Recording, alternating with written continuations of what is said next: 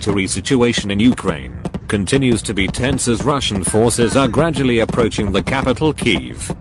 The two sides have repeatedly exchanged long-range artillery fire along the area outside Kyiv.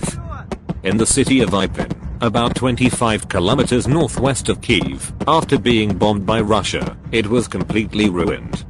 According to Ukraine's emergency services, the Russian attack killed more than 2,000 civilians and destroyed hundreds of structures, including transport infrastructure, hospitals, kindergartens and residential areas.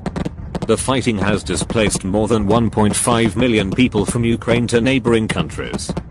This is believed to be the most rushed and largest migration of humanity in modern history.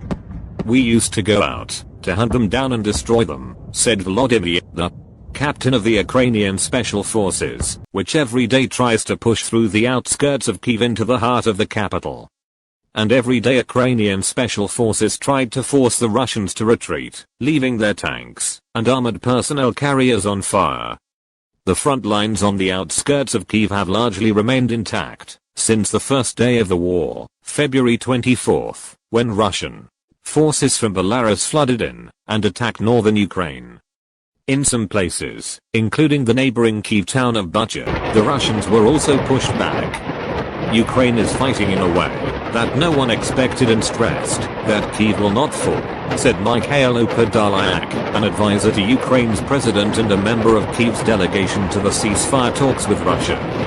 "Now, we are mainly focused on hitting their rear, their supply convoys, because without fuel they will not be able to do anything," said a Ukrainian Special Forces officer. The fighting spirit of Ukrainian forces was high in the town of Irpin, on the outskirts of Kyiv, even as Russian attack planes flew low overhead and the sound of shells grew louder. Armed with the UK's new generation of light anti-tank weapons, NLAW, and US-made Javelin anti-tank weapons and Stinger anti-aircraft missiles, the Ukrainian Special Forces have reduced the advantage of Russia, which possesses forces air force as well as powerful long-range rockets and artillery. "This is a real war.